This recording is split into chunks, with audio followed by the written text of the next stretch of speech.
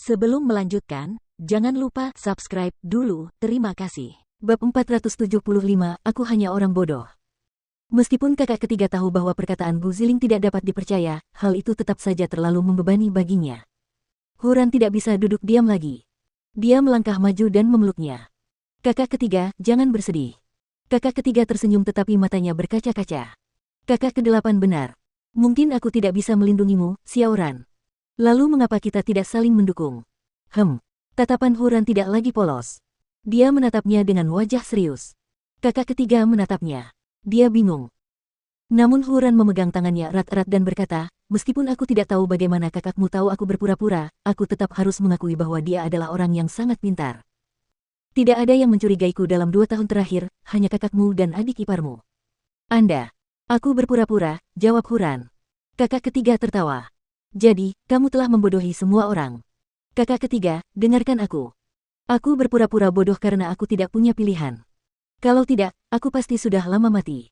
Bisakah kau mengerti ini? Ibu tiriku telah berusaha membunuhku selama ini. Dia mencoba meracuniku dan bahkan menyewa seorang pembunuh untuk menabrak mobilku agar kecelakaan itu membunuhku. Jika aku tidak berpura-pura bodoh, aku tidak akan bisa bertahan hidup sampai sekarang. Maafkan aku. Kakak ketiga mengangguk. Aku mengerti. Jadi apa sekarang? Kau bisa memanfaatkanku. Manfaatkan aku untuk melakukan hal-hal yang ingin kau capai, kata Huran, bukankah saudaramu memintamu untuk menghubunginya? Kau bisa memanfaatkanku sebagai alasan untuk pergi keluar dan bertemu dengannya. Untuk menyelesaikan rencana besarmu. Kakak ketiga sedikit terkejut setelah mendengar ini. Mengapa kamu menceritakan ini padaku? Apakah kamu tidak takut bahwa aku sudah menikah denganmu? Jadi aku seorang Seng sekarang. Sekalipun ibu tiriku tahu bahwa aku sudah sembuh, tidak akan mudah baginya untuk menyakitiku. Itulah sebabnya aku bersedia menikah. Aku ingin bertahan hidup. Kakakmu benar. Kita punya tujuan masing-masing. Jika kita ingin mencapai tujuan kita, kita harus bekerja sama. Kalau tidak, kita akan kehilangan kekuatan untuk berjuang hanya soal waktu jika hal-hal seperti ini terus terjadi.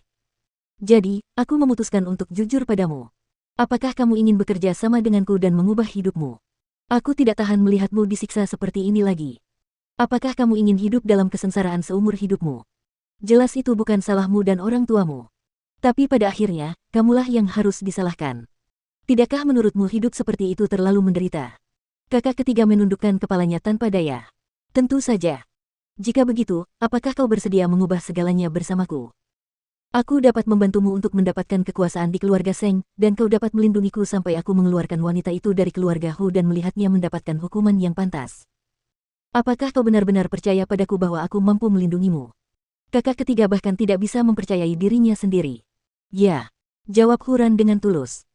Kurasa kakakmu dan kakak iparmu pasti ingin kita saling mengaku karena telah mengatur pertemuan kemarin. Bagaimana dengan pernikahan kita? Jika kamu tidak membenciku atau memiliki gadis yang kamu sukai, mengapa kita tidak berusaha untuk memperbaikinya? Aku juga tidak pernah jatuh cinta pada siapapun. Jadi, kita bisa mencoba untuk memperbaikinya. Jika kita masih belum bisa menjadi suami istri sejati saat itu, kita bisa saling melepaskan. Bagaimana menurutmu? Huran tampaknya banyak berpikir. Bagaimana Anda ingin membantu saya? Huran duduk di samping kakak ketiga. Setelah terdiam sejenak, dia berkata, aku telah mengamati situasinya, kurasa hubunganmu dengan kakekmu tidak seburuk itu. Kau hanya tidak mau mengalah pada kakekmu. Dan dengan kakak ipar kedua yang membuat keributan, kesalahpahaman antara kau dan kakekmu semakin menjadi-jadi. Jika kau benar-benar peduli pada orang tuamu dan ingin melindungi mereka yang menurutmu penting bagimu, mengapa kau tidak membalas dendammu terlebih dahulu? Mungkin kau akan merasa jijik dengan setiap kata yang kau ucapkan dan setiap senyum yang kau berikan kepada musuhmu. Aku sendiri telah menanggungnya selama 2 tahun. Namun, menurutku bagi seorang pria, mendapatkan apa yang diinginkannya lebih penting. Balas dendam bisa menunggu sampai waktunya tepat. Mungkin kamu benar. Jadi, hal pertama yang harus kita lakukan sekarang adalah menyingkirkan kakak ipar kedua. Meskipun dialah yang menyampaikan berita itu kepada kita, kita harus memberitahu kakek motif di balik tindakannya. Kita harus menghentikan kakek agar tidak terus-terusan mencurigaimu. Melihat wajah Huran, dia tampak sangat berbeda dari orang yang berpura-pura bodoh. Pasti sangat sulit bagimu selama 2 tahun ini, bukan? Ya. Tapi tidak ada yang tahu kebenarannya, kecuali saudaramu, kata Huran, aku tahu kamu mengkhawatirkan orang tuamu.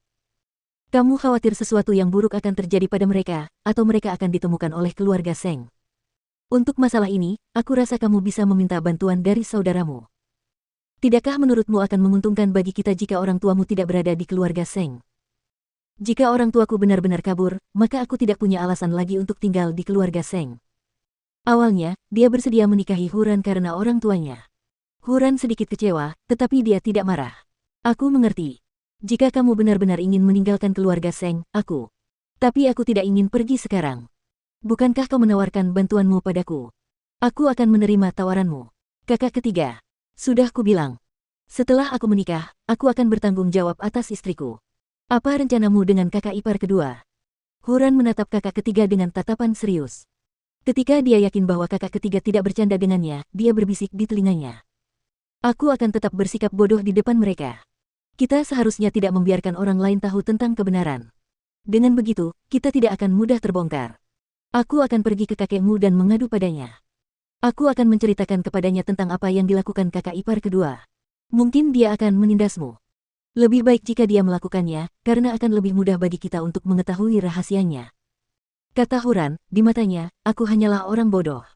Aku hanya tahu bagaimana cara menertawakan diriku sendiri. Kakak ketiga memegang tangan Huran.